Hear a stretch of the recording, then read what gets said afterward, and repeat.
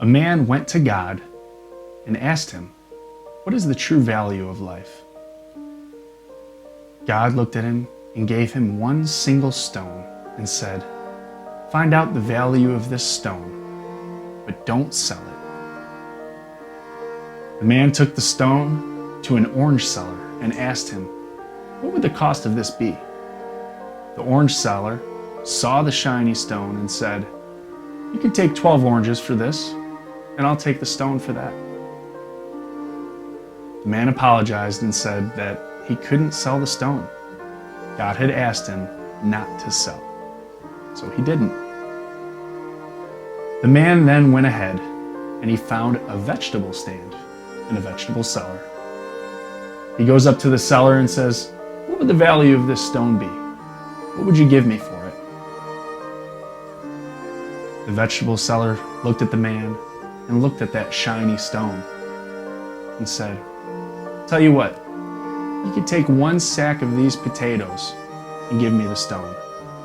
I think that's a fair agreement." The man once again had to apologize and said that he couldn't sell it because God had asked him not to sell. The man kept walking and he went into a jeweler shop and asked the value to the jeweler and said, "How much would you give me for this stone?" The jeweler looked at the stone, looked at it under a lens, and said, "Wow, I'll give you $10,000 for this stone. It's pretty rare." The man shook his head. The jeweler said, "All right, fine, if you don't want it, but that's a great price." Fortunately, the man looked at him and said, "God told me that I am unable to sell this stone." So he continued on. As the man was walking, he saw a precious stones shop and asked the seller the true value of this stone. We're about to see truly what it was worth. When the precious stone seller saw the big ruby, he laid down a red cloth and put the ruby on top of that cloth and observed it. He walked in circles around that table and around that ruby, bent down, touched his head, scratched his head, thought more, and said to himself, "Where did you bring this precious ruby from? Even if I sell the whole world and my life, I wouldn't be able to purchase this priceless stone."